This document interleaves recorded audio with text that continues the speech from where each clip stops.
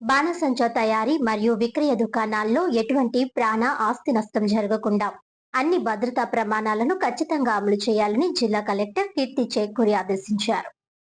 రాష్ట్ర వ్యాప్తంగా ఇటీవల చోటు చేసుకున్న అగ్ని ప్రమాదాల నేపథ్యంలో ప్రభుత్వం తాత్కాలికంగా బాణసంచా తయారీ మరియు విక్రయ కేంద్రాలను మూసివేసిన విషయం తెలిసిందే.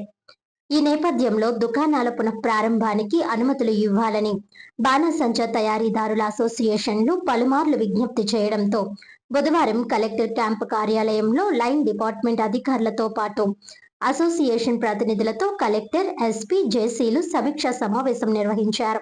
ఈ సందర్భంగా వివిధ ప్రాంతాల్లో జరిగిన ప్రమాదాలపై క్షేత్రస్థాయిలో పరిశీలన చేసిన అధికారుల బృందాలు తమ నివేదికలను సమర్పించాయని అన్నారు. అనుమతుల కంటే అధిక మొత్తంలో పేలుడు పదార్థాలను ఒకే చోట నిల్వ ఉంచడం, పండుగలు మరియు జాతరల సమయంలో అధిక ఆర్డర్ల కారణంగా నైపుణ్యం లేని కార్మికులను వినియోగించడం, సరైన వెలుతురు మరియు భద్రతా ఏర్పాట్లు లేని గదుల్లో తయారీ నిర్వహించడం, అగ్నిమాపక ప్రమాణాలు పాటించకపోవడం వంటి అంశాలే ప్రమాదాలకు ప్రధాన కారణాలని అధికారులు వివరించారు. జిల్లా కలెక్టర్ కీర్తి చేకూరి మాట్లాడుతూ, ఎంత మేరకు స్టాక్ నిర్వహణ విషయంలో అనుమతులు పొందారో అంత మేరకు మాత్రమే బాణసంచా తయారీ చేపట్టాలని స్పష్టం చేశారు. తయారీ ప్రక్రియలో అనుభవం మరియు నైపుణ్యం కలిగిన కార్మికులను మాత్రమే నియమించాలని అన్నారు. ప్రతి కార్మికుడికి గుర్తింపు కార్డులు జారీ చేయడంతో పాటు తప్పనిసరిగా బీమా సదుపాయం కల్పించాలని ఆదేశించారు. జిల్లా ఎస్పీ డి నరసింహకిషోర్ మాట్లాడుతూ, బాణసంచా తయారీ మరియు విక్రయ కేంద్రాల్లో భద్రతా నిబంధనలు ఎట్టి పరిస్థితుల్లోనూ ఉల్లంఘించరాదన్నారు. అనుమతులు లేని ప్రదేశాల్లో పేలుడు పదార్థాల నిల్వ, అక్రమ రవాణా నిబంధనలకు విరుద్ధంగా తయారీ నిర్వహిస్తే కఠిన చర్యలు తీసుకుంటామని హెచ్చరించారు. ప్రతి తయారీ కేంద్రంలో సీసీ కెమెరాలు, అత్యవసర భద్రతా ఏర్పాట్లు తప్పనిసరిగా ఉండాలని సూచించారు.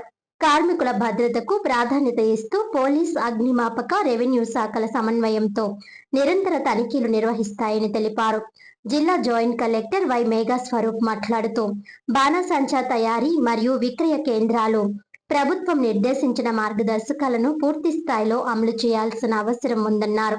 తయారీ యూనిట్లలో కార్మికుల భద్రత, పేలుడు పదార్థాల నిల్వ, రవాణా అంశాల్లో ప్రత్యేక జాగ్రత్తలు తీసుకోవాలని సూచించారు. ప్రతి యూనిట్ కు సంబంధించిన అనుమతులు, లైసెన్సులు, భద్రతా ధృవపత్రాలు ఎప్పటికప్పుడు నవీకరించుకోవాలని తెలిపారు. సంబంధిత శాఖల అధికారుల సమన్వయంతో తనిఖీలు నిర్వహిస్తూ భద్రతా ప్రమాణాలు అమలును నిరంతరం పర్యవేక్షిస్తారని పేర్కొన్నారు.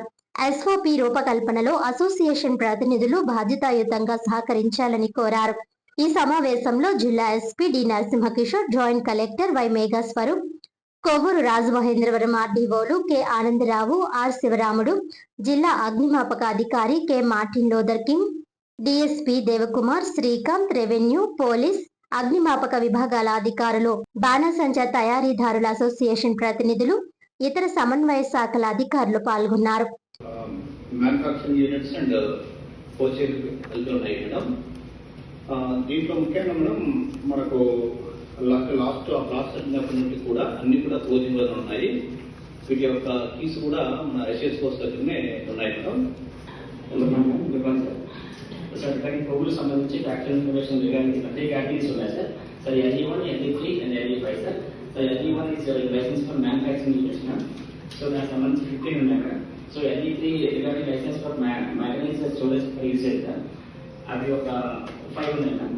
నెక్స్ట్ LE5 అనేది licence for fire cracker storage, possession and sale from factory. అవి 8 ఉన్నాయి. టోటల్ 28 ఉన్నాయి మేడం యాక్చువల్ గా.